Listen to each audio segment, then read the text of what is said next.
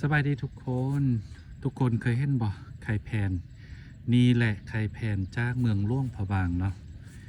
นี่อันนี้ก็แม่นขั้นตอนที่เพิ่นกำลังตากแล้วเนาะ